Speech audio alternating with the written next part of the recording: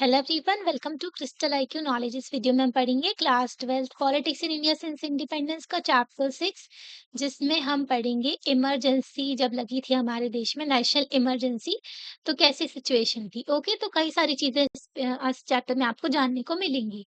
तो last chapter में हमने पढ़ा था कि कांग्रेस ने रिकवर किया है ना 1971 में। ओके, पर ये जो है पार्टी पार्टी में बहुत सारे बदलाव आ गए थे, है ना। डिवीजन भी हो गया था, बट भी गई थी। इंदिरा गांधी की अलग लीडरशिप चल रही थी। ओके, तो पहले ना कई सारे इवेंट्स भी हुए 1973 से 1975 के बीच में, कई सारी चीजें बदली ना, जिसकी वजह से इंडिया की डेमोक्रेटिक पॉलिटिक्स को भी झटका लगा था। ओके, तो एक तो ना 1973 में पहली चीज तो आपको याद रखनी होगी कि केशवानंद भारती केस आया था, जिसमें डॉक्ट्राइन ऑफ बेसिक स्ट्रक्चर दिया था। ठीक है, मतलब कि आप जो है संविधान में कुछ भी बदल सकते हो, पर बेसिक स्ट्रक्चर को चेंज नहीं कर सकते।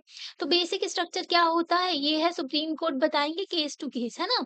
जैसे कि fundamental right is a part of basic structure of the constitution, है ना। जो फेडरल पॉलिटी है, सेंट्रल और स्टेट गवर्नमेंट की जो पावर है, ये सब बेसिक स्ट्रक्चर है पार्ट का। इंडिपेंडेंस ऑफ जुडिशरी, इसके बारे में भी हम आपको और बताएंगे। ओके, तो कई सारी चीजें बदली थी हमारे देश में। ठीक है, बैलेंस भी, मतलब थोड़ी ना जुडिशरी और एग्जीक्यूटिव जो कि हमारी गवर्नमेंट है, उनके बीच में भी थोड़ा लड़ाई झगड़ा चल रहा था, है ना। मतलब जो है ये बार बार संविधान को अमेंड कर रही थी, जुडिशरी सॉरी एग्जीक्यूटिव, और जुडिशरी उसमें नल एंड वॉइड कर रही थी। ओके, मतलब कि उस अमेंडमेंट को खत्म कर रही थी। क्योंकि ये जो है अपनी पावर्स बढ़ाए जा रहे थे, एग्जीक्यूटिव और जुडिशरी वो अलाउ नहीं कर रही थी, बोल रही थी कॉन्स्टिट्यूशन लिमिट में रह करके काम करिए। और पॉलिटिक्स में भी, हमारे देश में भी बहुत सारे क्राइसिस, ऐसी सिचुएशन बन गई थी, अनएम्प्लॉयमेंट था, ठीक है, इन्फ्लेशन बहुत ज़्यादा था, और ना फूड सिक्योरिटी भी अफेक्ट हो गई थी, लोगों के पास खाने को नहीं था। उसकी वजह से ना बहुत ज़्यादा प्रोटेस्ट भी होने लगे थे, अपोजिशन पार्टीज जो है इस चीज़ को बढ़ावा दे रही थी, प्रोटेस्ट को। तो इस चक्कर में ना इंदिरा गांधी ने जल्दी-जल्दी में फिर इमरजेंसी लगा दी थी जून 1975 में। ठीक है? तो आप इमरजेंसी को वॉर और एग्रेशन से एसोसिएट करते होगे, या फिर नेचुरल डिज़ास्टर से, कि भई इमरजेंसी लगाई है तो बहुत ही, या फिर किसी देश के साथ में लड़ाई हो गई होगी, या फिर कोई डिज़ास्टर आया होगा। ऐसा नहीं है, पहले ना जो इमरजेंसी इंटरनल डिस्टर्बेंस के बेस पे लगाई गई थी, जो कि अब बदल दिया गया है। आज के टाइम पर संविधान में लिखा है आर्म्ड रिबेलियन के बेसिस पे इमरजेंसी लगाई जाती है।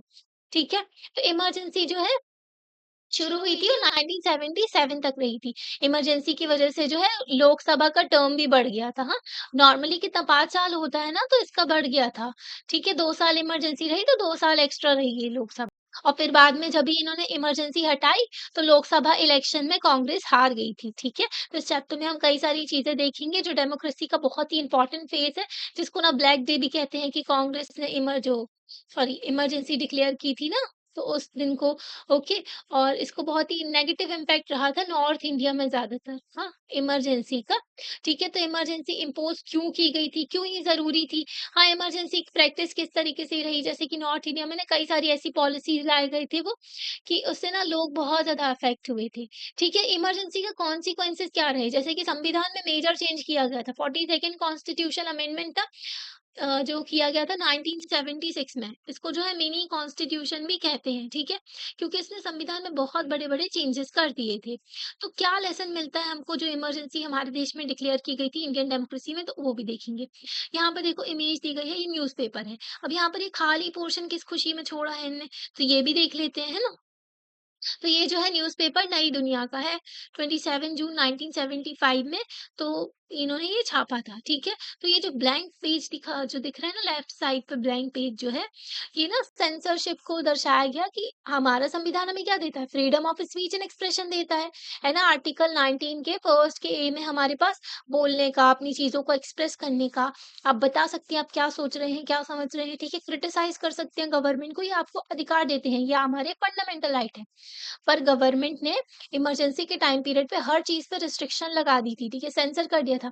कोई भी न्यूज़ छपती थी गवर्नमेंट के खिलाफ नहीं होती थी। जैसे अंग्रेज़ क्या करते थे ना, कि उनके खिलाफ कुछ भी छापा जाता था, तो वो तुरंत उस न्यूज़पेपर को और जो भी लिखा जा रहा है उसको सबको हटा देते थे, है ना? तो वैसे ही सेंसरशिप चल रही थी। बाद में ये जो पेज छोड़ने का जो लोग छोड़ते थे ना, तो ये भी हटा दिया गया था। फिर लोगों को ये भी अलाउ नहीं था कि वो जो है स्पेस छोड़ सकें, ठीक है? उसे भी बैन कर दिया था। अब क्राइसिस ऑफ डेमोक्रेटिक ऑर्डर, हाँ, एक चीज़ और, इमरजेंसी जो है वो 3 तरीके की होती हैं, नेशनल इमरजेंसी, स्टेट इमरजेंसी जिसको हम कॉन्स्टिट्यूशनल इमरजेंसी भी कहते हैं और प्रेसिडेंट रूल, ठीक है? और एक होती है फाइनेंशियल इमरजेंसी।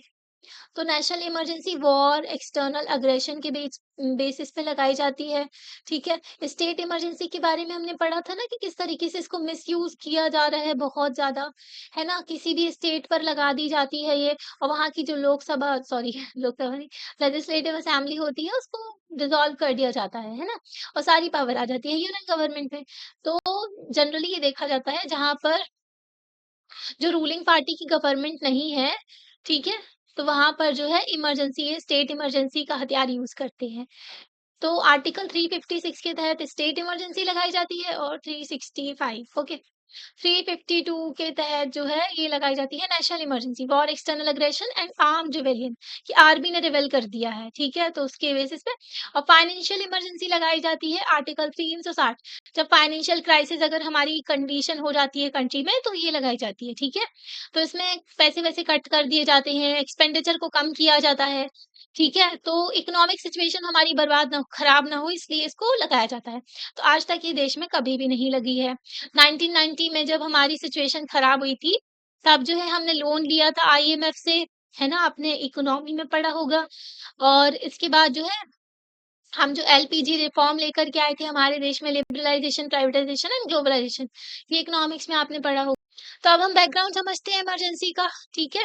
तो हमने कई सारी चीज़ें देखी जो इंडियन पॉलिटिक्स में 1967 तक रही, है ना? स्टेट लेवल पे कोएलिशन गवर्नमेंट का राइज़ हो रहा था, ठीक है? अलग-अलग पार्टीज़ जो हैं गठबंधन बना कर के सरकार चलाने आ रही थी, है ना? तो कांग्रेस को चैलेंज भी मिल रहा था कि हाँ, उनका रूल नहीं हो रहा है स्टेट लेवल पे, तो वो लोग क्या कर रहे थे? वो जो है इमरजेंसी पावर को यूज़ कर रहे थे और स्टेट लेवल पे कॉन्स्टिट्यूशनल इमरजेंसी जिसको स्टेट इमरजेंसी कहते हैं वो लगा रहे थे। इंदिरा गांधी जो है अच्छा खासी एक लीडर निकल के आई थी, है ना? अच्छी खासी इनकी पॉपुलैरिटी भी थी। ओके उस टाइम पर जो है जो कॉम्पिटिशन भी रहा था और पार्टी जो है पोलराइज़ हो गई थी इनकी। जो कांग्रेस पार्टी थी ना, ये बँट गई थी आपस में। तो इस टाइम पे ना गवर्नमेंट और जुडिशरी के बीच में टेंशन भी चल रही थी। एक तो प्रॉपर्टी का इश्यू तो कब से चला आ रहा ना, फिर इसके बाद में कि प्रॉपर्टी फंडामेंटल राइट है कि नहीं, है ना? फंडामेंटल राइट तो था ये पर इसको फंडामेंटल राइट से रिमूव कर दिया गया था 44th कॉन्स्टिट्यूशनल अमेंडमेंट किया गया था 1978 में। ठीक है? क्योंकि प्रॉपर्टी ना देखो अब ना ज़मीन ज़मीन बहुत ज़्यादा हमारे इज़्ज़त-बेइज़्ज़ती से कनेक्ट करके देखा जाता था हमारे देश में। अब देश आज़ाद हुआ है ना डेवलपमेंट भी करना है, ठीक है? कहीं से रोड निकालनी है, कहीं से रेलवे निकालना है, कहीं से जो है कहीं पे फैक्ट्री वगैरह एस्टेब्लिश करनी है, इंडस्ट्री सेटअप करनी है, तो ज़मीन चाहिए ना उसके लिए। अब लोग ज़मीन देने तैयार नहीं, है ना? ज़मीन को इज़्ज़त-बेइज़्ज़ती उस उन चीज़ों से कनेक्ट करके देखा जाता था। इससे गवर्नमेंट ना बहुत प्रॉब्लम फेस कर रही थी, तो वो प्रॉपर्टी को लेते ठीक है? तो लोग जो है कोर्ट में चले जाते कि प्रॉपर्टी जो है फंडामेंटल राइट है, आप ऐसे कैसे ले सकते हो हमारा? तो प्राइवेट प्रॉपर्टी का इश्यू बना होता तो जुडिशरी जो है फंडामेंटल राइट का जो फंडामेंटल राइट ज़्यादा इम्पोर्टेंट है जुडिशरी ये बोल रही थी और गवर्नमेंट बोल रही थी कि डीपीएसपी ज़्यादा इम्पोर्टेंट है। क्योंकि ना गवर्नमेंट क्या वेलफेयर के काम कर रही थी, ठीक है? तो वो वाले वेलफेयर के काम ना फंडामेंटल राइट का वॉयलेशन भी कर रहे थे मतलब थोड़े बहुत। तो उस चक्कर में ना इनकी भी डिबेट शुरू हो गई थी कि कौन ज़्यादा इम्पोर्टेंट है, हाँ, फंडामेंटल राइट की डीपीएस थी। ओके, तो सुप्रीम कोर्ट ना इनिशिएटिव जो गवर्नमेंट के इनिशिएटिव्स है ना बोलते हैं कि ये तो वॉयलेट कर रहे हैं संविधान को। मतलब गवर्नमेंट जो काम कर रही है ना, वो वॉयलेट कर रही है संविधान को। तो गवर्नमेंट चिढ़ेगी नहीं क्या? हाँ, सुप्रीम कोर्ट ने बार-बार ये जो इनके सामने बैरियर खड़ा कर देते थे कॉन्स्टिट्यूशन तो कोर्ट ये बोलती थी ना जब गवर्नमेंट को कि आप वॉयलेट कर रहे हैं संविधान का, तो कांग्रेस पार्टी ने बोला कि आप ये जो बोल रहे हैं ना, इससे आप प्रिंसिपल जो डेमोक्रेसी का प्रिंसिपल है और जो पार्लियामेंट्री सुप्रीमेसी है ना, उसको आप जो है चैलेंज कर रहे हैं, उसके अगेंस्ट आप ये सब चीज़ें कह रहे हैं, ठीक है? मतलब पार्लियामेंट में कौन रहते हैं? जनता के द्वारा चुने गए लोग, है ना? तो वो लोग हमारे लिए डिसीजन लेते हैं, तो पार्लियामेंट सुप्रीम है ना? तो ये भी डिबेट आ जाता है ना? तो इन सब चीज़ों में भी लड़ रहे थे आपस में, ठीक है?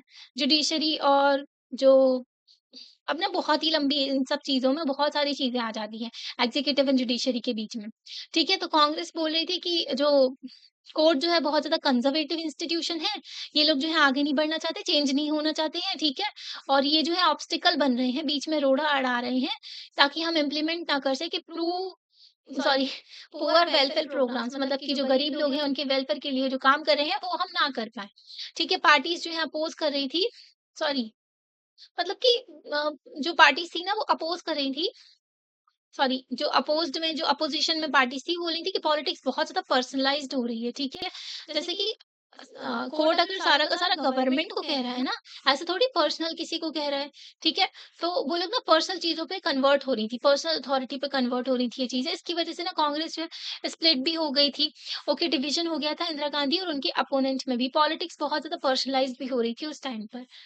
अब इकोनॉमिक कॉन्टेक्स्ट देखें तो एक तो पॉलिटिक्स में ये सब आ रहा था, आप अंदर से ही पार्टी टूट गई थी, मतलब कि पार्टी के अंदर के जो लोग थे ना, वही इंदिरा गांधी के अपोज में हो गए थे, है ना? अब इलेक्शन हुआ 1971 का, कांग्रेस ने स्लोगन दिया था गरीबी हटाओ। अब वॉर की वजह से भी जीते थे ना ये, तो बाद में फिर तो गरीबी हटाओ का इन्होंने जो है नारा दिया था, ये जो जीत गए थे। फिर क्या हुआ, सोशल एंड इकोनॉमिक कंडीशन जो थी कंट्री में इम्प्रूव नहीं हुई थी 1971-72 के बाद भी, ठीक है?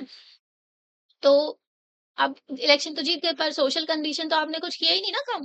तो बांग्लादेश में क्राइसिस हो गया जिसकी वज़ह से इंडिया की इकोनॉमी को भी इफ़ेक्ट पहुँचा, है ना? अब आप बताओ अगर किसी देश के साथ में आपकी लड़ाई हो रही है, एक तरफ तो पाकिस्तान है ना, दोनों तरफ पाकिस्तान था उस टाइम पर, ठीक है? वेस्ट पाकिस्तान और ईस्ट पाकिस्तान जो कि आज पे बांग्लादेश बन गया।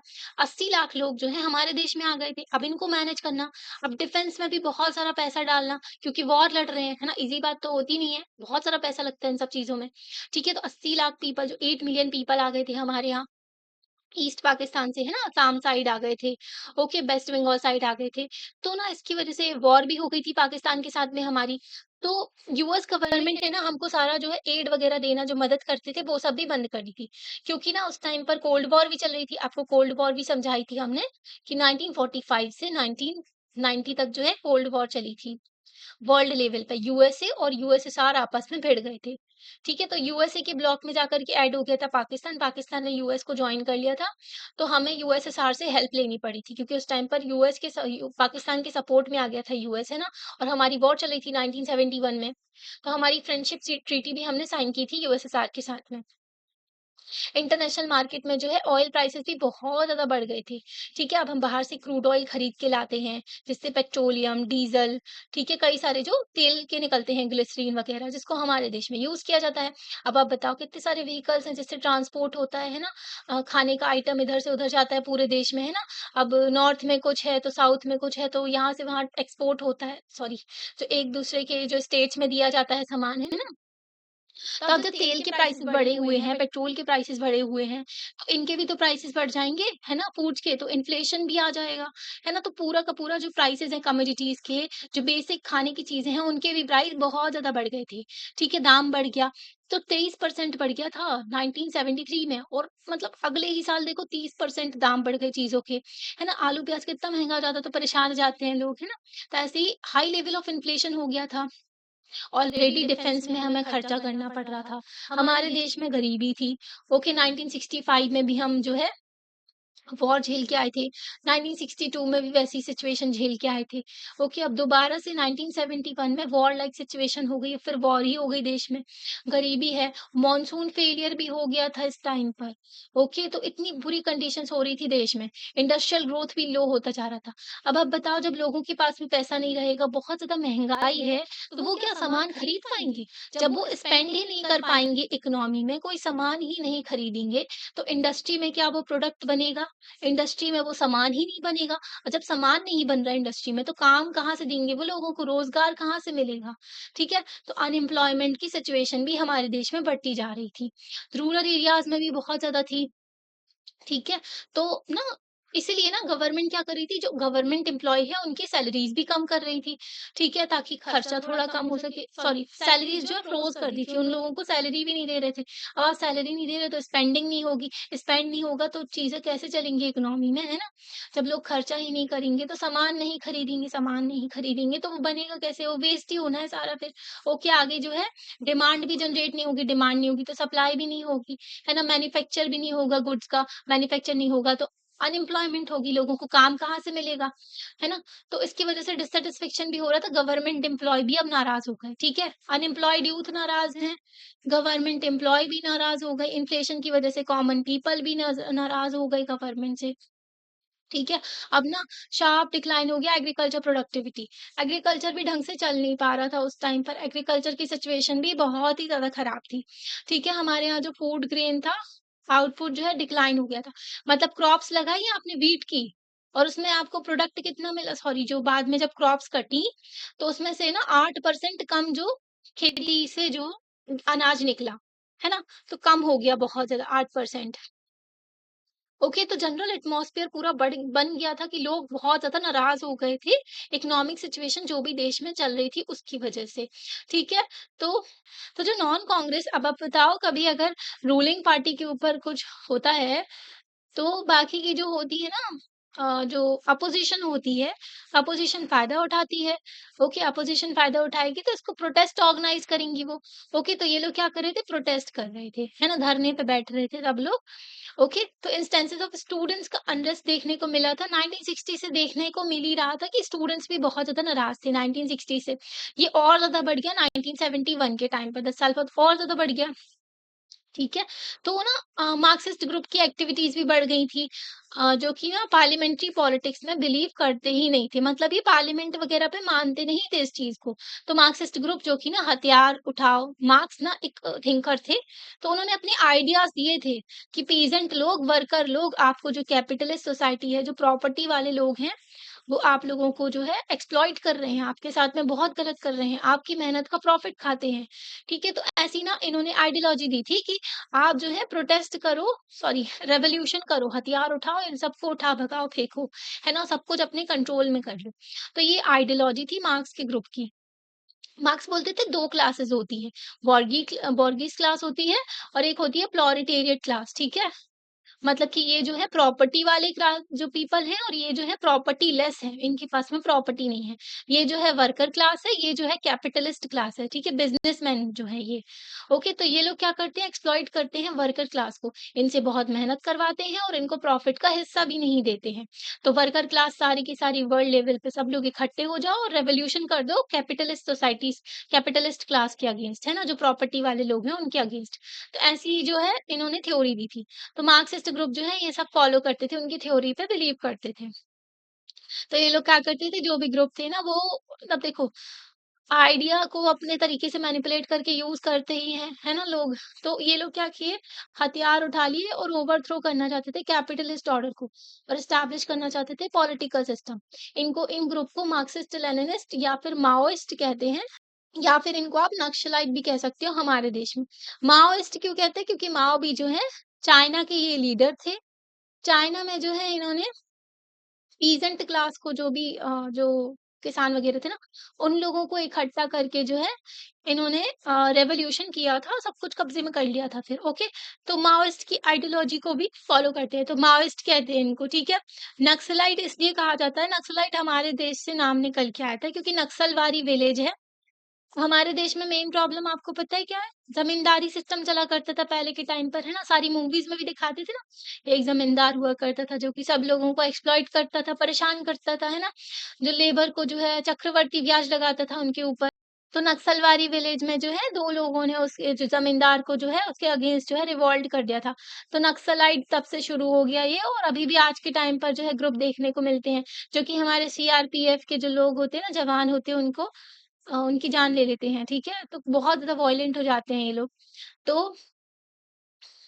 तो वेस्ट बंगाल में अच्छा खासा इनका पहले के टाइम पर देखने को मिलता था दबदबा नक्सलाइट का, आज के टाइम पर तो कम हो गया है बहुत ज़्यादा, है ना? तो इनकी अलग ही सिचुएशन बन रही थी और एक रीज़न ये भी था नक्सलाइट के राइज़ होने का कि जो भी ग्रीन रेवोल्यूशन हमारे देश में लाया गया था ताकि खेती-बाड़ी में जो है फूड प्रोडक्शन को बढ़ा सके, तो उसका बेनिफिट ना सारे का सारा जो पंजाब, हरियाणा साइड चला गया था, ठीक है? और जो इस तरफ के थे ना ईस्टर्न साइड के जो स्टेट थे, वहाँ पर कुछ ज़्यादा बेनिफिट हुआ नहीं था इन चीज़ों का, है ना? वहाँ पे अभी भी ज़मींदारी सिस्टम चल रहा था, जिसकी वज़ह से लोगों के साथ में बहुत अन्याय हो रहा था और जिसकी वज़ह से उन्होंने हथियार उठा लिए थे, ठीक है? तो यहाँ पर गवर्नमेंट बहुत ही ज़्यादा स्ट्रिक्ट मेजर लेती है ताकि इनको सप्रेस कर सकें, इनको खत्म कर सकें, है ना? अब देखो गुजरात एंड बिहार में भी मूवमेंट शुरू हो गया, तो देश में सिचुएशन खराब होती जा रही थी। स्टूडेंट्स ने प्रोटेस्ट किया था गुजरात एंड बिहार में, ठीक है, जहाँ पर कांग्रेस रूल स्टेट थे। ओके, गुजरात और बिहार पे जो है कांग्रेस का ही रूल था, ठीक है, फिर भी वहाँ के स्टूडेंट जो है प्रोटेस्ट कर रहे थे। क्योंकि ना तो वैसे तो ये जो इनकी इनके प्रोटेस्ट की वजह से नेशनल और स्टेट लेवल पॉलिटिक्स में बहुत ही ज़्यादा इम्पैक्ट पहुँचा था, ठीक है? अफ़ेक्ट हुई थी इससे। जनवरी 1974 में स्टूडेंट्स जो थे, गुजरात में उन्होंने स्टार्ट किया प्रोटेस्ट वगैरह अगेंस्ट बिल्कुल नहीं, रोड पे आ गए हैं, नारेबाज़ी हो रही है, ठीक है? तो ऐसे ही होता है प्रोटेस्ट ओके? और प्रोटेस्ट शांति से हो तो वो बात अलग होती है, पर एग्रेशन और बहुत ज़्यादा वॉयलेंट हो जाता है ना, चीज़ें बिगड़ जाती हैं। कभी-कभी गवर्नमेंट ही जो है और जो अपोज़िशन होती है ना वो इसको वॉयलेंस में कन्वर्ट कर देती है और फिर लोगों को सप्रेस करने का उनको बहाना मिल जाता है, ठीक है? क्यों इन लोग प्रोटेस्ट कर रहे थे? क्योंकि फूड प्राइसेज़ जो है ना, फूड के जो ग्रेन से अनाज का भाव बहुत बढ़ गया था। जो खाने का तेल था, उसके भाव बढ़ गए, है ना? अब सोचो ना, जब बेसिक चीज़ ही नहीं मिल रही लोगों को, तो वो तो प्रोटेस्ट करेंगे। ओके, एसेंशियल कमोडिटीज़ जो बहुत ज़्यादा नीडेड चीज़ें होती है ना, उनके प्राइसेज़ बढ़ गए, करप्शन बहुत ज़्यादा है। ओके, उस टाइम पर सोचो आज के टाइम पर भी करप्शन प्रेवलेंट है। उस टाइम पर तो इंटरनेट वगैरह ज़्यादा चलता भी नहीं था।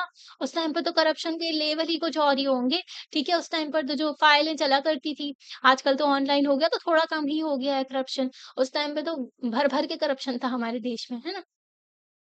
तो करप्शन के अगेंस्ट भी प्रोटेस्ट करे थे। स्टूडेंट्स के प्रोटेस्ट को जॉइन कर लिया था अपोज़िशन पार्टीज़ ने।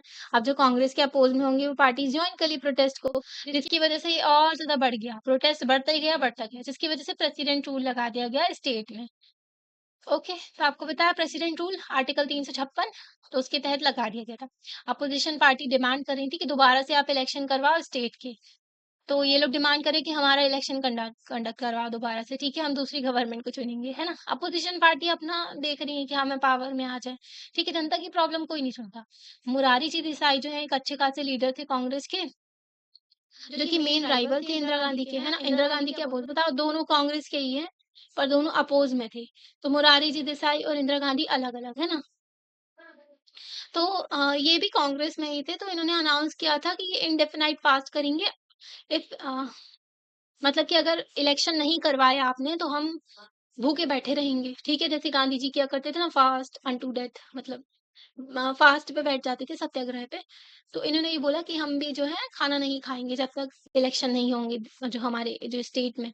ओके, तो इंटेंस प्रेशर था स्टूडेंट का बहुत ज़्यादा प्रेशर, जिसकी वज़ह से अपोज़िशन पार्टी भी उसको सपोर्ट कर रही है स्टूडेंट्स को। असेंबली इलेक्शन हुए गुजरात में 1975 में और कांग्रेस हार गई इलेक्शन में। अब इलेक्शन कंडक्ट करवाए तो कांग्रेस हार गई उस टाइम पर, ठीक है? तो यहाँ पर देखो एक नारा दिया हुआ है संपूर्ण क्रांति अब नारा है भावी इतिहास ये क्या हो गया? संपूर्ण क्रांति अब नारा है, भावी इतिहास हमारा है, ठीक है? टोटल रिवॉल्यूशन की बात कर रहे थे ये लोग। तो ये स्लोगन था बिहार के मूवमेंट का 1974 में, ठीक है? तो बिहार का देखते हैं हम, गुजरात में हमने देखा कांग्रेस हार गई, स्टूडेंट्स का प्रोटेस्ट। मार्च 1974 में स्टूडेंट्स सब लोग साथ में आ गए, बिहार में प्रोटेस्ट किया उन्होंने जो बहुत ज़्यादा प्राइसेज़ बढ़ रही थी, फूड स्कैर्सिटी, अनएम्प्लॉयमेंट, करप्शन वही चीज़ें हैं जो देश में आज के टाइम पर भी यही सब चीज़ें परेशान करती हैं। आज के टाइम पर तो एक और मेन चीज़ है, जो गवर्नमेंट एग्ज़ाम कंडक्ट करवाए जाते हैं ना, इनमें चीटिंग का इश्यू, ठीक है?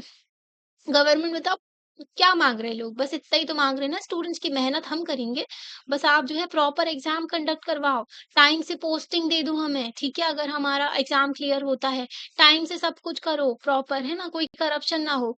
ये चीज़ें हम जो है इसके लिए जो है लोगों को प्रोटेस्ट करना पड़ता है गवर्नमेंट के सामने, है ना? तो आज भी यही सिचुएशन है।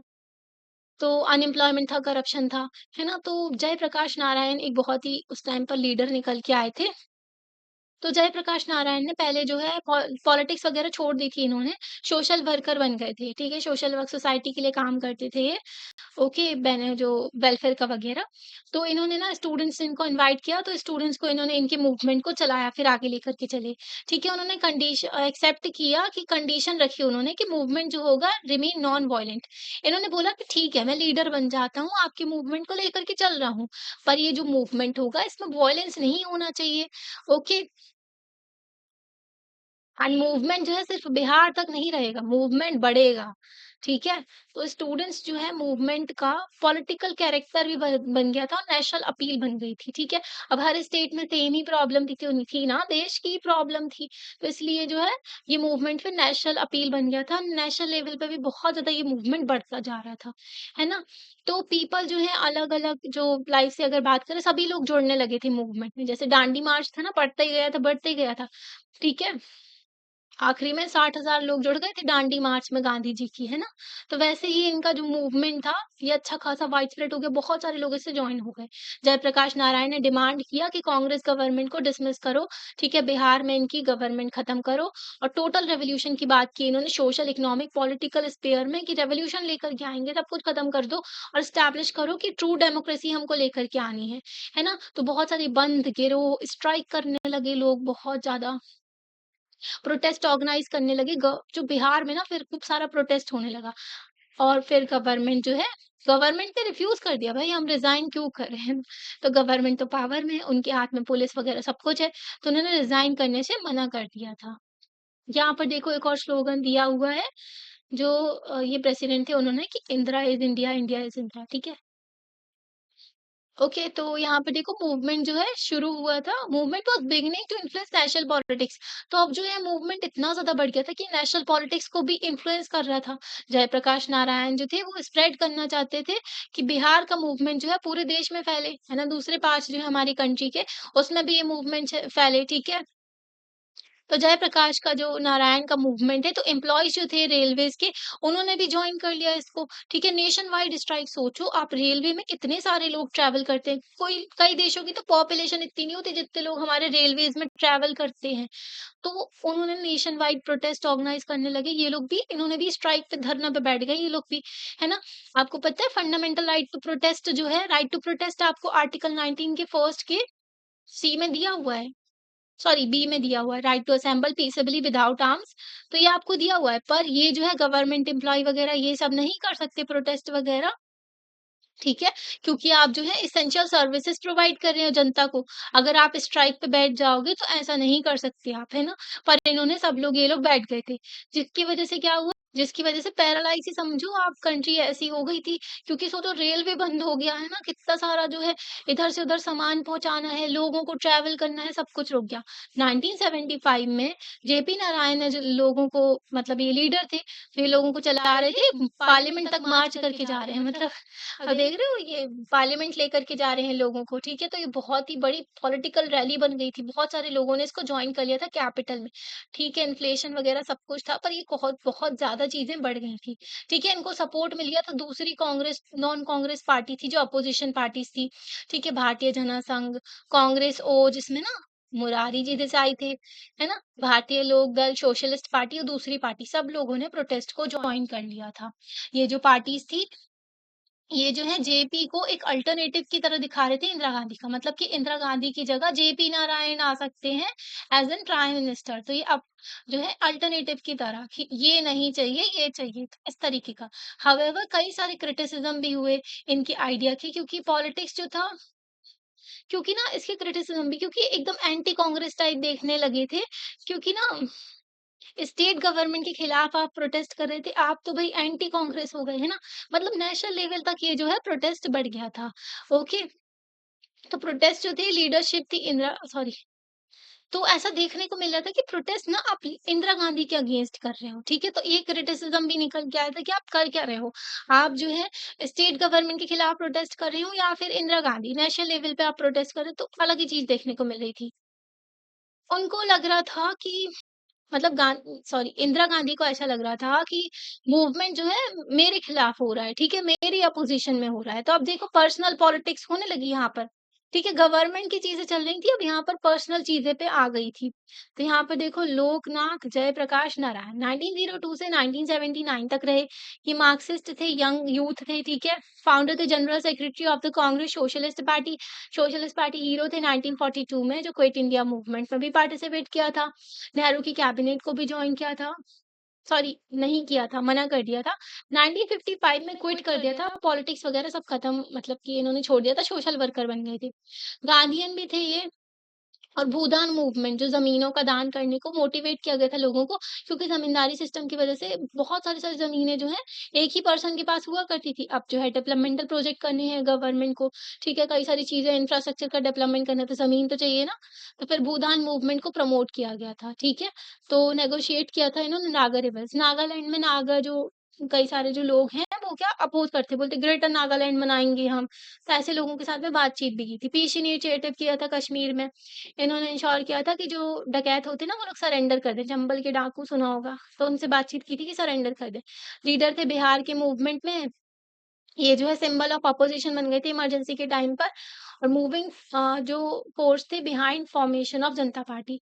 बाद में जो जनता पार्टी के फ़ॉर्मेशन के लिए भी इनको जाना जाता है, ठीक है? तो यहाँ पर देखो रेलवे स्ट्राइक के बारे में बताया हुआ है। तो रेलवे स्ट्राइक हुई थी 1974 में। क्या हुआ अगर रेलवे मतलब चलना ही बंद हो जाए? 1 या 2 दिन के लिए नहीं बल्कि पूरे हफ़्ते, आप सोचो पूरे देश में रेलवे स्टॉप हो गई, हाँ, चल ही नहीं रहे, जो रेलवे निकल ही नहीं रहे। ऐसे में बहुत सारे लोगों को प्रॉब्लम्स फेस करनी पड़ेंगी, है ना? हमारी इकोनॉमी बिल्कुल समझो डाउन ही हो जानी है, रुक जाएगी बिल्कुल। ओके, क्योंकि जो सामान इधर से उधर ट्रांसपोर्ट होता है, वो नहीं हो पाएगा देश में, है ना? जिसकी वज़ह से इन्फ्लेशन भी बढ़ सकता है ना? जब सामान कम होगा तो उसकी डिमांड भी ज़्यादा होती है अगर, तो क्या होगा? महँगाई बढ़ जाएगी ना, ठीक है? तो ये जो चीज़ें हैं हमारे देश में 1974 में हो चुकी हैं। नेशनल कोऑर्डिनेशन कमिटी थी रेलवे मैन्स की, जितने भी रेलवे वाले थे उन्होंने स्ट्रगल किया था अगेंस्ट जॉर्ज फर्नांडिस, ठीक है? तो नेशन वाइड स्ट्राइक कर दी थी उन्होंने सारे एम्प्लॉइज़ रेलवे के, मतलब अपनी डिमांड्स को मनवाने के लिए, ताकि उनको बोनस मिल सके, ठीक है? सर्विस कंडीशन अच्छी हो सके, तो उन्होंने डिमांड करी, ठीक है? प्रोटेस्ट कर दिया। स्ट्राइक ऑर्गनाइज़ की कि काम ही नहीं करेंगे, रेलवे बंद।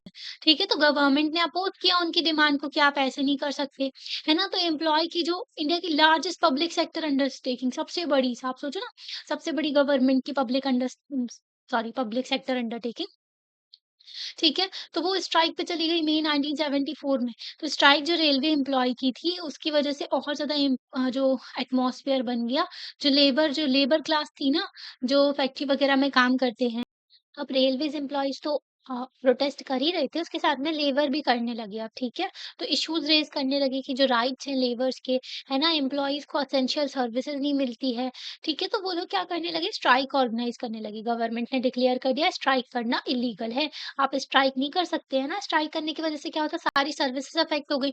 अब सोचो अगर सारे के सारे डॉक्टर्स, जैसे कि आरजी कर मेडिकल कॉलेज में जो रेप और मर्डर केस हुआ था, विमेन का, जो नर्स थी, सॉरी डॉक्टर थी जो, उनका कोलकाता में, फिर सारे के सारे जो डॉक्टर्स थे वो लोग क्या प्रोटेस्ट कर रहे थे, है ना? तो फिर कितनी ज़्यादा सर्विसेज़ अफ़ेक्ट हो रही थी इसकी वज़ह से, बहुत सारी जनता है ना, जो डिपेंड होती है डॉक्टर्स के ऊपर। वैसे ही ना अगर सारी रेलवे बंद हो गई थी तो आप सोचो कितनी बुरी सिचुएशन हो गई होगी कंट्री में। तो गवर्नमेंट ने रिफ्यूज़ कर दिया था कि वो डिमांड्स वग़ैरह नहीं मानेंगे, ठीक है? और जो अरेस्ट किया बहुत सारे लीडर्स को, और टेरिटोरियल आर्मी भी डिप्लॉय कर दी उन्होंने, ताकि जो है रेलवे ट्रैक को प्रोटेक्ट कर सकें। स्ट्राइक तो बिना किसी सेटलमेंट के स्ट्राइक को जो है वापस ले लिया गया था, 20 दिन के अंदर खत्म कर दी थी ये चीज़ें, ठीक है? तो कॉन्फ्लिक्ट विद जुडिशरी, अब जुडिशरी के साथ क्या कॉन्फ्लिक्ट चल रहा था, है ना? तो गवर्नमेंट और रूलिंग पार्टी जो है ना, उनके बीच में जो है कई सारे डिफरेंसेस हो रहे थे, जो जुडिशरी के साथ में, गवर्नमेंट हो गई और जुडिशरी हो गई, ठीक है? तो डीपीएसपी का जो है आर्टिकल, गवर्नमेंट को आप एग्जीक्यूटिव भी कह सकते हो, जो कि लॉज़ को इम्प्लीमेंट करती, तो लेजिस्लेचर होते हैं जो कि लॉ को बनाते हैं, है ना, पार्लियामेंट में, और एग्जीक्यूटिव होते हैं जो कि लॉ को इम्प्लीमेंट करते हैं, जुडिशरी देखती है कि वो कानून जो है अकॉर्डिंग टू कॉन्स्टिट्यूशन है कि नहीं, है ना? तो डीपीएसपी जो है पार्ट 4 में दिया गया है ये संविधान के, ठीक है? पार्ट 4 में दिया गया है, तो इसका आर्टिकल 50 जो बोलता है कि सेपरेट होना चाहिए जुडिशरी और एग्जीक्यूटिव, है ना? जुडिशरी अपने स्फीयर में काम करे और एग्जीक्यूटिव अपने स्फीयर में काम करे। तो क्या आपको याद है जो आपने कॉन्फ्लिक्ट पढ़ा था पार्लियामेंट और जुडिशरी का? ठीक है, लास्ट ईयर, मतलब कि ये जो है 11th क्लास की बात करें तो 3 कॉन्स्टिट्यूशनल इश्यू इमर्ज होके आए थे। क्या पार्लियामेंट जो है फंडामेंटल राइट को जो है अमेंड कर सकती है, या पार्लियामेंट जो है फंडामेंटल राइट को खत्म कर सकती है? फंडामेंटल राइट को कम कर देना, हटा देना, तो क्या ये सब फन जो है पार्लियामेंट कर सकते हैं? सुप्रीम कोर्ट ने बोला कि पार्लियामेंट ऐसा नहीं कर सकती। तो सेकंड चीज़ आई थी कि पार्लियामेंट के राइट टू प्रॉपर्टी को हटा सकती है अमेंडमेंट के थ्रू, हाँ, या फिर कम कर सकती है। हाँ, इसकी जो राइट टू प्रॉपर्टी को ऐसा कर सकती है। तो जो है कोर्ट ने बोला parliament can not amend the constitution इस तरीके से कि राइट्स को खत्म किया जाए, कम किया, तो मतलब कि सुप्रीम कोर्ट ने बोला कि पार्लियामेंट ना तो फंडामेंटल राइट को कम कर सकती है, ना छोटा कर सकती है, ना हटा सकती है। और ऊपर से जो है पार्लियामेंट जो है राइट टू प्रॉपर्टी को भी कम नहीं कर सकती, है ना? और फिर थर्ड चीज़ आ गई कि पार्लियामेंट क्या जो संविधान को अमेंड कर सकती है? पार्लियामेंट कह रही थी कि संविधान को हम अमेंड कर देंगे फंडामेंटल राइट को जो चेंज करेंगे ताकि डीपीएसपी को इम्प्लीमेंट कर सकें। डायरेक्टिव प्रिंसिपल्स अथॉरिटी देते हैं गवर्नमेंट को कि आप वेलफेयर के लिए काम करो सिटीजन के। फंडामेंटल राइट रोकते हैं गवर्नमेंट को कि आप जो है लिमिटेशन में रह कर के काम करिए, है ना? अधिकारों का वॉयलेशन नहीं होना चाहिए लोगों के। तो सुप्रीम कोर्ट ने इसमें भी रिजेक्ट कर दिया इस प्रोविज़न को भी कि पार्लियामेंट जो है फंडामेंटल राइट का वॉयलेशन नहीं कर सकती अगर वो डीपीएसपी को इम्प्लीमेंट करना चाहती है तो भी। डीपीएसपी में जो है डेवलपमेंट करना है देश का, इंफ्रास्ट्रक्चर डेवलपमेंट करना है। अब क्या था कि फंडामेंटल राइट में पहले प्रॉपर्टी भी इंक्लूडेड था। तो प्रॉपर्टी अगर चाहिए जनता से, ठीक है, प्रॉपर्टी ले रहे हैं, तो लोगों की प्रॉपर्टी की राइट्स का वॉयलेशन हो रहा, ठीक है, किसी से जो है कंपनसेशन देके उनकी प्रॉपर्टी ले लिया करना, गवर्नमेंट ने। तो इसका भी वॉयलेशन हो रहा। तो डीपीएसपी जो है इसको इम्प्लीमेंट करने के लिए आप फंडामेंटल राइट का वॉयलेशन नहीं कर सकते। इसकी वजह से जो है जुडिशरी और एग्जीक्यूटिव में जो है पावर की लड़ाई होने लगी थी। गवर्नमेंट समझ रही थी कि हमारी पावर्स को रोक रहे हैं और जुडिशरी अपने डिसीजंस दे रही थी। तो इसकी वजह से जो है फेमस केस आनंद भारती केस आया था 1973 का। इसमें जो है सुप्रीम कोर्ट ने जो क्या बताया था बेसिक स्ट्रक्चर का डॉक्ट्राइन दिया था कि पार्लियामेंट कुछ भी अमेंड कर सकती है संविधान में पर बेसिक स्ट्रक्चर को अमेंड नहीं कर सकते। जैसे कि एक पूरा घर है, तो आप इसमें कहीं भी कोई भी सामान रख सकते हो, पर इसके बेसिक स्ट्रक्चर को नहीं चेंज कर सकते। ये दीवार यहीं है, तो यहीं रहेगी। वैसे ही कुछ फीचर्स जो हैं कॉन्स्टिट्यूशन के बेसिक स्ट्रक्चर के पार्ट होते हैं और वो बेसिक स्ट्रक्चर क्या है, कैसा है, तो वो सारी चीज़ें डिसाइड करते हैं सुप्रीम कोर्ट। ठीक है, केस टू केस देखते हैं। हाँ। तो इसमें डिसीजन दिया था कोर्ट ने कि कुछ बेसिक फीचर्स होते हैं संविधान के, जिसको पार्लियामेंट जो है अमेंड नहीं कर सकती, चेंज नहीं कर सकती। पार्लियामेंट के पास अमेंडमेंट करने की पावर आती है आर्टिकल 368 के तहत। तो बहुत मतलब कि 2 इम्पोर्टेंट डेवलपमेंट देखने को मिले हमको जब टेंशन हो गई थी ना जुडिशरी एंड एग्जीक्यूटिव के बीच में।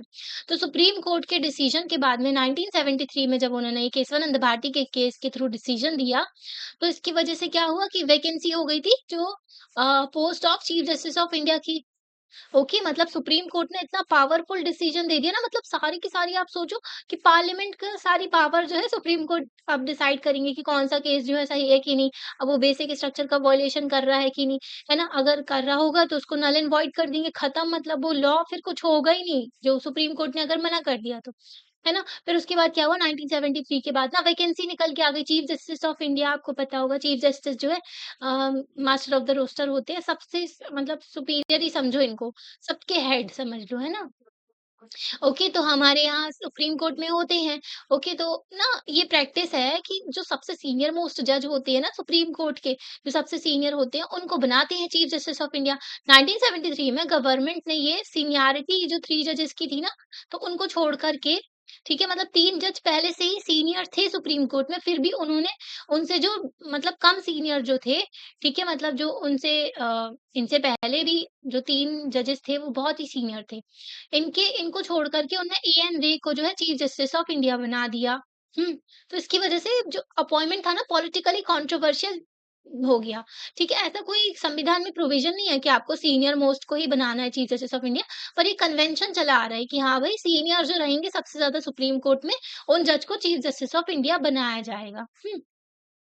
तो अपॉइंटमेंट ऐसा किया ना उन्होंने सीनियर जज को नहीं बनाया, तो ये कंट्रोवर्शियल हो गया था क्योंकि 3 जजेस वहाँ पर थे पहले से जो कि उस पोस्ट के हकदार थे, है ना? तो गवर्नमेंट का स्टैंड देखने को मिला था क्योंकि सुप्रीम कोर्ट बहुत पावरफुल हो गया था, है ना? उन्होंने जो जजमेंट दिया था ना बेसिक स्ट्रक्चर की डॉक्ट्राइन जो दी थी केशवानंद भारती केस में, उसकी वजह से गवर्नमेंट ने जो है, जो अपने फेवर करने वाले, ऐसा भी हो सकता है कि फेवर करने वाले जज को जो है, उन्होंने चीफ जस्टिस बनाया। अब देखो यहाँ पर कॉन्स्टिट्यूशनल इंटरप्रिटेशन और पॉलिटिकल आइडियोलॉजीज़ मिक्स होने लगी थी, ठीक है? जो लोग जो प्राइम मिनिस्टर के करीबी लोग थे ना, उन्होंने क्या बोला कि ज़रूरत है कि जुडिशरी और ब्यूरोक्रेसी कमिटेड हो जाए किसकी तरफ? Executive and legislature. ये कमिटेड वर्ड अच्छा नहीं है, ठीक है? जुडिशरी इंडिपेंडेंट रहेगी तभी तो अच्छे से काम हो पाएगा। आप सोचो जुडिशरी कमिटेड हो गई एक्ज़ीक्यूटिव के लिए, ठीक है? जुडिशरी कमिटेड हो गई लेजिस्लेचर के लिए। अब आप सोचो इन नेताओं के नीचे आ जाएगी तो फिर क्या ही जस्टिस होगा? ये नेता तो खुद ही क्रिमिनल्स होते हैं। है ना? तो ये कमिटेड होना ठीक नहीं होता है, कमिटेड जुडिशरी, कमिटेड जो ये ठीक है? जो ब्यूरोक्रेसी तो ऐसा बिल्कुल भी ठीक नहीं होता है। तो इनका लोगों का विज़न था कि अब जुडिशरी जो है और ब्यूरोक्रेसी उनको कमिटेड हो जाना चाहिए एग्ज़ीक्यूटिव एंड लेजिस्लेचर की तरफ, है ना? तो क्लाइमेक्स इसका क्या निकला कन्फ्रंटेशन जो ये टकराव चल रहा था, इसकी वज़ह से क्या हुआ फिर सुप्रीम कोर्ट ने जो है एक केस गया था इंदिरा गांधी के इलेक्शन से रिलेटेड, तो उन्होंने बोला ये इलेक्शन इनवैलिड है। अब इलेक्शन इनवैलिड हो गए तो इसका क्या मतलब दोबारा से इलेक्शन कंडक्ट करवाए जाएँगे, है ना? तो अब देखो अब डिक्लेरेशन ऑफ इमरजेंसी की सिचुएशन आ गई थी, है ना? इकोनॉमिक सिचुएशन कंट्री में खराब थी, प्रोटेस्ट बहुत ज़्यादा हो रहे थे, स्ट्राइक्स हो रही थी, ओके? और अपोज़िशन पार्टी भी बिल्कुल धरने पे बैठी हुई थी, है ना? और सारे के सारे स्टूडेंट्स वगैरह भी प्रोटेस्ट कर रहे थे। अब देखो यहाँ पर जो है जुडिशरी के साथ भी जो है एग्जीक्यूटिव की बन नहीं रही थी, गवर्नमेंट और जुडिशरी की भी नहीं बन रही थी। अब देखो अब ऐसी सिचुएशन में डिक्लेयर की गई इमरजेंसी। 12 जून 1975 में जस्टिस जगमोहन लाल सिन्हा जो थे इलाहाबाद हाई कोर्ट के जो तो इन्होंने डिसीजन दिया था कि इंदिरा गांधी के जो इलेक्शन हुए हैं लोकसभा में वो इनवैलिड हैं। इनके ऑर्डर के बाद ही जो इलेक्शन पिटीशन फाइल की गई थी राजनारायण ने, ठीक है? राजनारायण ने एक जो पॉलिटिशियन थे ये भी सोशलिस्ट लीडर थे। ये भी कैंडिडेट थे जिन्होंने अगेंस्ट इनके खड़े हुए थे। इंदिरा गांधी के अगेंस्ट जो थे राजनारायण थे, ठीक है? तो इन्होंने जो है पिटीशन डाली थी कि भाई जो इलेक्शन हुए हैं ना ये इन मतलब कुछ तो धांधलीबाज़ी इसमें हुई है। इस पिटीशन में चैलेंज किया था उन्होंने कि जो इलेक्शन हुए इंदिरा गांधी के, तो इसमें ना उन्होंने गवर्नमेंट की सर्वेंट को यूज़ किया। आप देखो गवर्नमेंट मतलब कि गवर्नमेंट सर्वेंट को आप यूज़ नहीं कर सकते इलेक्शन कैंपेन के लिए, ठीक है? तो अगर प्राइम मिनिस्टर हैं, अगर ब्यूरोक्रेसी या फिर जो गवर्नमेंट के लोग हैं, उनको यूज़ करने लगेंगे वो, ठीक है? जो इलेक्शन कैंपेन के लिए, ये ठीक नहीं होता, ये नहीं होता, ये अलाउड नहीं है, ठीक है? तो इन्होंने राजनारायण ने बोला कि इंदिरा गांधी ने इलेक्शन में गवर्नमेंट सर्वेंट्स को यूज़ किया है। तो फिर इलाहाबाद कोर्ट का जो है डिसीजन आया कि ये जो इंदिरा गांधी हैं, इनके इलेक्शन जो कंडक्ट करवाए गए जिसमें इंदिरा गांधी जीती थी, तो वो इनवैलिड डिक्लेयर कर दिए गए। तो इस डिसीजन के बाद में क्या हुआ, अगर वो इलेक्शन ही इनवैलिड हो गए तो अब वो ना तो एमपी रहीं, ना ही जो है वो प्राइम मिनिस्टर रहीं, ठीक है? जब तक वो दोबारा से इलेक्ट होके नहीं आती हैं विदिन 6 मंथ। अब हमारे देश में ऐसा भी प्रोविज़न है कि कोई भी पर्सन जो है, ठीक है? प्राइम मिनिस्टर भी बन सकता है, एमपी भी बन सकता है, एमएलए भी बन सकता है, ठीक है? Till 6 month. 6 महीने के अंदर उनको दोबारा से इलेक्शन में जीत के आना होगा, नहीं तो 6 महीने के बाद ये वो नहीं रहेंगे, ठीक है? तो यहाँ पर ना तो वो ना एमपी रहीं, ना कुछ रहीं 6 महीने तक के लिए। 6 महीने के अंदर अगर वो दोबारा से जीत के नहीं आती है, तो फिर उनका ना तो वो एमपी रहेंगी, ना तो वो जो प्राइम मिनिस्टर बनी हुई थी, वो रहेंगी। सुप्रीम कोर्ट ने उनको जो है मतलब हाई कोर्ट के ऑर्डर को स्टे लगा दिया, मतलब थोड़े टाइम के लिए रोक दिया। मतलब कि अब स्टे लग गया, तो मतलब कि वो एमपी तो है, मेंबर ऑफ पार्लियामेंट है, पर वो जो पार्लियामेंट की प्रोसीडिंग होती है ना लोकसभा की, उसमें पार्ट नहीं ले सकती। ओके? तो ये जजमेंट आ गया था। अब देखो, अब उनका रिस्पॉन्स क्या था, ठीक है? अब गवर्नमेंट का क्या रिस्पॉन्स था? अब ना बिग पॉलिटिकल कन्फ्रंटेशन होने लगा था, टकराव बहुत ज़्यादा हो रहा था। अपोज़िशन जो है बिल्कुल उन इंदिरा गांधी को लग रहा था बिल्कुल एंटी कांग्रेस हो रहे हैं, ये तो एंटी इंदिरा हो रहा है ना? तो उनको ऐसा लग रहा था। अपोज़िशन जिसमें जेपी नारायण जो थे वो इंदिरा गांधी के रेज़िग्नेशन के लिए प्रेस कर रहे थे, ठीक है? प्रेशर डाल रहे थे कि इंदिरा गांधी को रिज़ाइन कर देना चाहिए, जो प्राइम मिनिस्टर की पोस्ट से है ना? और ऑर्गेनाइज़ किया उन्होंने massive demonstration Delhi Ramlila ground में। 25 जून 1975 में इन्होंने देखो 12 जून को जो है इनका डिसीजन आया इलेक्शन से रिलेटेड, अब वो सिर्फ एमपी रही थी। अब जेपी नारायण जो है इनसे रेज़िग्नेशन की डिमांड कर रहे थे, प्रोटेस्ट कर रहे थे ये लोग। जेपी नारायण ने जो है नेशन वाइड पूरे देश में जो सत्याग्रह का बोला कि इनके रेज़िग्नेशन के लिए सत्याग्रह सत्याग्रह करें। इन्होंने जेपी नारायण ने आर्मी को बोला एंड पुलिस को बोला और गवर्नमेंट एम्प्लॉइज को बोला कि आप ऑर्डर मत मानो इल्लीगल एंड इमोरल ऑर्डर्स, ठीक है? तो आप ओबे मत करो जो भी आपको जो है आदेश दिए जाते हैं जो कि सही नहीं है। देखो जनरली ऐसा होता नहीं, कोई भी ऑर्डर हो फॉलो करना होता है बिकॉज़ वो अथॉरिटी का ऑर्डर है ना? और आर्मी जो है वो प्रोटेक्शन का काम करती है देश का, ठीक है? रिबेल नहीं कर सकती, ओके? उनका काम क्या है नेशनल सिक्योरिटी को देखना, ठीक है? इंटरनेशनल जो हमारे आस-पास के बॉर्डर वाले हमारे जो हमला वगैरह ना करें और अंदर जो नेशनल सिक्योरिटी के लिए जो है सीएपीएफ होते हैं, सेंट्रल आर्म्ड पुलिस फोर्सेस होती हैं, जो कि मिनिस्ट्री ऑफ होम अफेयर्स के अंदर आते हैं। इन चीज़ों की वजह से जो है गवर्नमेंट एम्प्लॉयी वगैरह को ऐसे ऑर्डर दे रहे थे, ठीक है? तो इसकी वजह से खतरे में आने लगी थी जो गवर्नमेंट के डे टू डे काम वगैरह हो रहे थे, वो भी अफ़ेक्ट हो रहे थे, ठीक है? तो पॉलिटिकल मूड जो था कंट्री का पूरा कांग्रेस के अगेंस्ट हो चुका था, ठीक है? इतना ज़्यादा तो पहले कभी नहीं हुआ था, है ना? एक्सेसिव हो रही थी चीज़ें, आप प्रोटेस्ट करो पर एक दायरे में रह कर के करना होता है ना?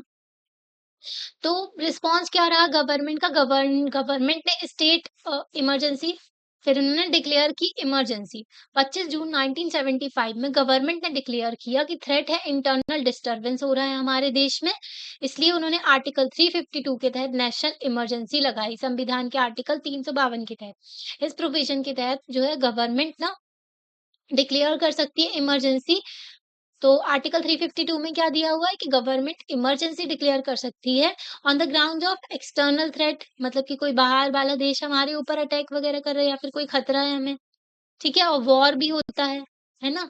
और जो है इंटरनल डिस्टर्बेंस, अब इंटरनल डिस्टर्बेंस रिप्लेस कर दिया गया है आर्म्ड रिबेलियन से, कि जब आर्मी वगैरह रिबेल करेंगे तब डिक्लेयर कर सकते हो आप। इंटरनल डिस्टर्बेंस अब नहीं है संविधान में।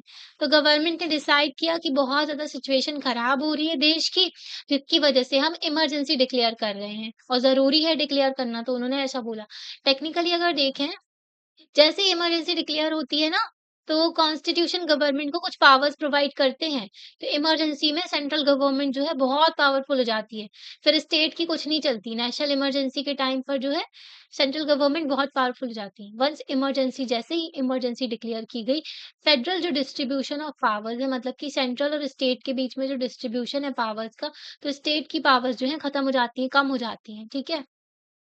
और सारी पावर्स किसके हाथों में चली जाती है? यूनियन गवर्नमेंट को आप सेंट्रल गवर्नमेंट भी कहते हो, है ना? और नेशनल गवर्नमेंट भी कहते हो। तो जो है यूनियन गवर्नमेंट के पास में सारी पावर्स चली जाती हैं। सेकंड चीज़ होती है गवर्नमेंट जो है उनको सारी पावर मिल जाती है वो कम कर सकते हैं और रोक सकते हैं फंडामेंटल राइट को, सारे के सारे फंडामेंटल राइट को इमरजेंसी के टाइम पीरियड पर, ठीक है? तो रिस्ट्रिक्ट कर देते हैं फंडामेंटल राइट्स को। ये हमने किस जो है मतलब कि फंडामेंटल राइट्स रोक दिए गए। आप सोचो अब फंडामेंटल राइट्स ही खत्म कर दिए गए, तो कितनी पावर्स चली गई गवर्नमेंट के पास में, है ना? तो कॉन्स्टिट्यूशन में देखें तो इमरजेंसी को इस तरीके से देखा जाता है। इमरजेंसी जो है उसको एक उम, एक्स्ट्रा ऑर्डिनरी कंडीशन की तरह देखा जाता है नॉर्मल डेमोक्रेटिक पॉलिटिक्स में। मतलब इमरजेंसी लगाई गई है, तो उसमें जो है एक्स्ट्रा ऑर्डिनरी ऐसी सिचुएशन बन गई है कि सब कुछ हाथों में लेना पड़ रहा है गवर्नमेंट को अपने, है ना? स्टेट की पावर्स खत्म कर दी जाती हैं, है ना? स्टेट जो मतलब कि डेमोक्रेटिक अब डेमोक्रेसी उतने अच्छे से फंक्शन नहीं कर पाती है। स्पेशल पावर्स मिल जाती हैं गवर्नमेंट को। तो रात में 25 जून 1975 को जो है प्राइम मिनिस्टर ने रिकमेंड किया कि इम्पोज़िशन ऑफ इमरजेंसी अब सारी की सारी पावर्स हमारे यहाँ प्रेसिडेंट के हाथ में होती है नाम के लिए मतलब कि बाकी प्राइम मिनिस्टर ही सारे काम-काज करते हैं, है ना? तो प्राइम मिनिस्टर ने प्रेसिडेंट को बोला इमरजेंसी लगाओ, तो प्रेसिडेंट ने लगा दी थी। तो उस टाइम पर प्रेसिडेंट कौन थे? फखरुद्दीन अली अहमद प्रेसिडेंट थे हमारे देश के। तो इन्होंने प्रोक्लेमेशन इश्यू किया, लग गई इमरजेंसी। तो आधी रात में ही इलेक्ट्रिसिटी जो थी मतलब कि सारे जितने भी न्यूज़पेपर ऑफिसेज़ थे ना जहाँ पर न्यूज़पेपर प्रिंट होते थे, तो उस टाइम पर तो उतना ज़्यादा इंटरनेट था नहीं, है ना? कि सारी की सारी न्यूज़ हर जगह पहुँच जाए, है ना? जैसे आज के टाइम पर सोशल मीडिया है, कहीं पे कुछ हो रहा है तुरंत पहुँच जाता है, 1 सेकंड में पता चल जाता है ना? तो उस टाइम पर था नहीं, तो न्यूज़पेपर ही हुआ करते थे, ठीक है? तो न्यूज़पेपर जो है उनकी सारी की सारी इलेक्ट्रिसिटी वगैरह काट दी गई जितने भी ऑफिसेज़ थे, ठीक है? सुबह-सुबह की बात की गई तो जब बहुत सारे लीडर्स थे, वर्कर्स थे अपोज़िशन पार्टीज़ के उनको अरेस्ट कर दिया गया, जेल में डाल दिया गया। कैबिनेट ने इन्फॉर्म किया कि स्पेशल मीटिंग बुलाई गई कैबिनेट की से 6 बजे 25 जून को, ठीक है? जो ये सब अपने हाथ में लेने के बाद में। तो ये सब होने के बाद में कैबिनेट की मीटिंग बुलाई गई। इसके कॉन्सिक्वेंसेज़ क्या हुए? पहले यहाँ न्यूज़पेपर का दिया हुआ है, ये देख लो आप, ठीक है? ये देखो ये न्यूज़पेपर नई दुनिया का देश में तानाशाही रोकने के लिए लंबे संघर्ष हेतु तैयार है। ये प्रोटेस्ट वगैरह कर रहे थे, है ना? तो ये देखो state of emergency declared, okay? तो वर्क मोर टॉक लेस उस टाइम पर ना एक चीज़ अच्छी हुई थी कि गवर्नमेंट एम्प्लॉयी बहुत अच्छे से काम करने लगे थे। हाँ, जो आज के टाइम पर देखने को मिलता है ना बिल्कुल ढंग से काम नहीं करते। ओके, तो अब कॉन्सिक्वेंसेज़ क्या हुए? इमरजेंसी की वजह से क्या-क्या चीज़ें घटित हुई, तो और उसका इम्पैक्ट क्या रहा देश पर, है ना? तो जो भी एगिएशन थे, वो सब खत्म हो गए, है ना? जितनी भी स्ट्राइक थी वो सब बैन कर दी गई।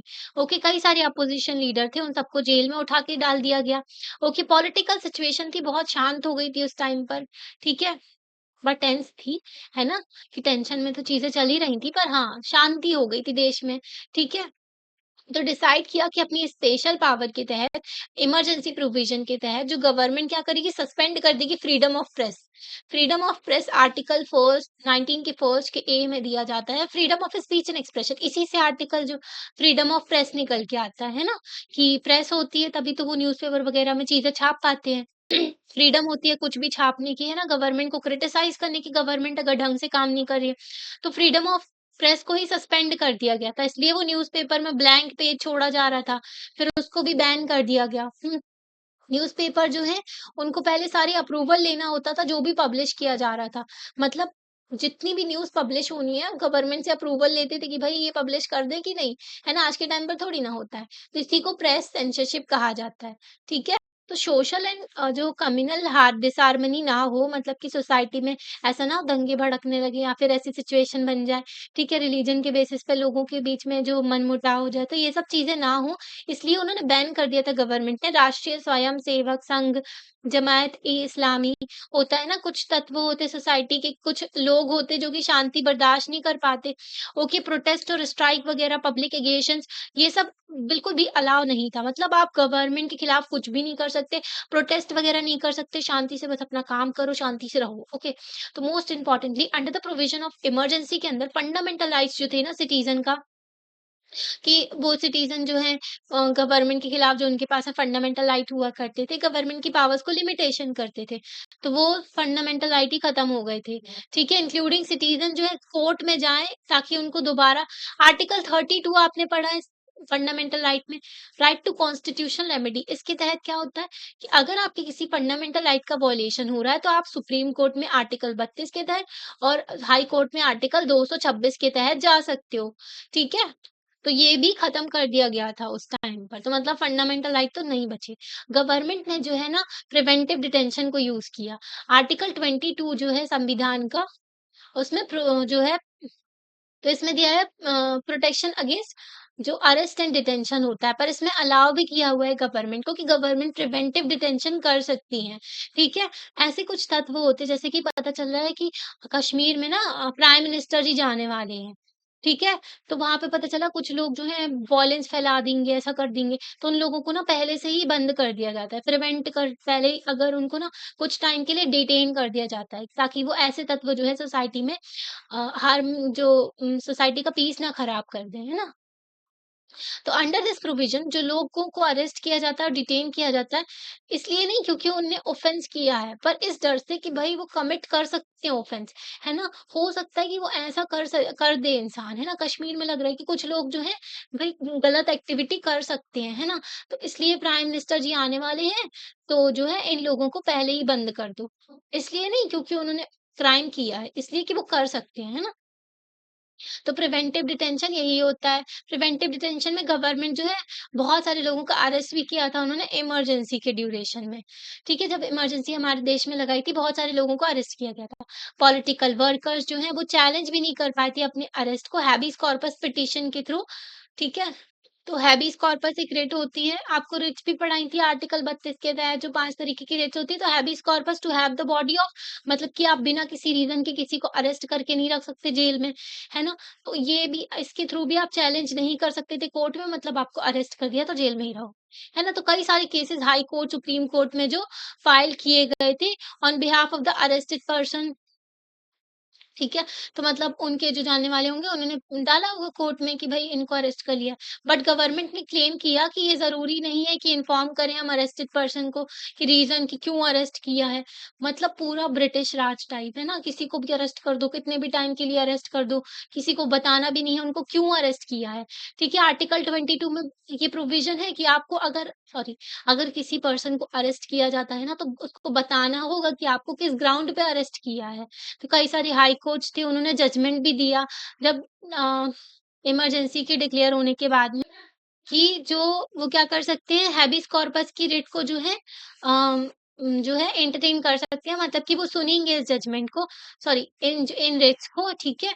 कि आपको अरेस्ट क्यों किया है ये, ठीक है? हैबीस कॉर्पस के तहत जो है लोग जाते हैं सुप्रीम कोर्ट में, अगर उनको कोई अरेस्ट करता है बिना रीज़न के, ओके, तो वो सुन सकते हैं इन केसेस को, इमरजेंसी के बावजूद भी, ठीक है?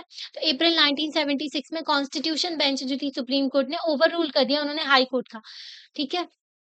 मतलब कि कॉन्स्टिट्यूशनल बेंच बैठी जाती है, जिसके हेड होते हैं चीफ जस्टिस ऑफ इंडिया।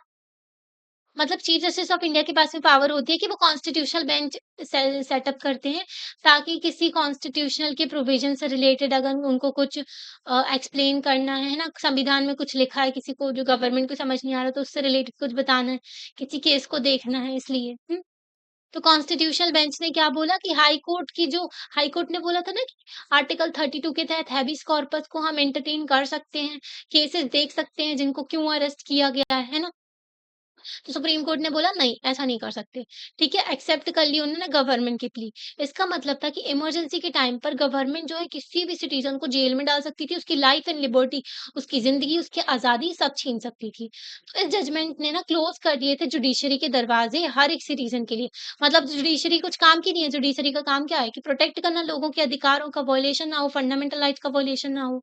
ठीक है, तो अब वही नहीं कर पा रही, तो जुडिशरी के दरवाज़े सबके लिए बंद हो चुके थे। तो ये बहुत ही कंट्रोवर्शियल जजमेंट था सुप्रीम कोर्ट का। इसकी वजह से जो है बायसनेस भी बोल रहे थे कि ऐसे कैसे डिसीजन दे सकते हैं सुप्रीम कोर्ट, है ना? तो जज का भी दोष लगा रहे थे कुछ लोग कि जो अपॉइंटमेंट किया था गवर्नमेंट ने उसकी वजह से, तो कई सारी चीज़ें थी।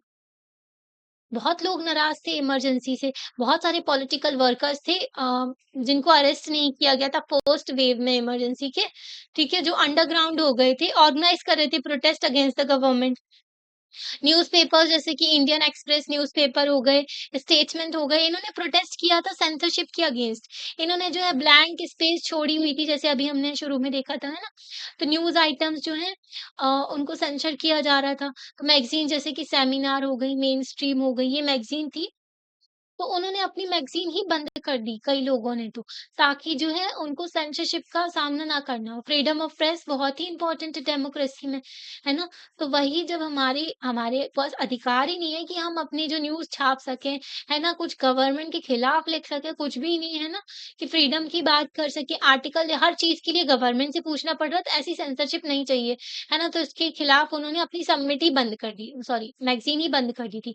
कई सारे जर्नलिस्ट थे उनको अरेस्ट किया गया क्योंकि वो इमरजेंसी के अगेंस्ट लिख रहे थे, है ना? इमरजेंसी के अगेंस्ट लिख रहे हो मतलब कि हमारे देश में डेमोक्रेसी खतरे में पड़ गई थी।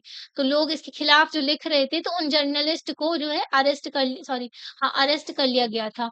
बहुत सारे अंडरग्राउंड हो गए थे न्यूज़ लेटर्स एंड लीफलेट्स मतलब कि अंडरग्राउंड पब्लिश किए जा रहे थे, जैसे कि नहीं अंग्रेज़ों से छुप करके कुछ न्यूज़पेपर जो है आर्टिकल्स वगैरह सब छापे जाते थे, ताकि लोगों को अवेयर कर सकें। तो बायपास कर रहे थे सेंसरशिप को छुप-छुप के ये सब छाप रहे थे।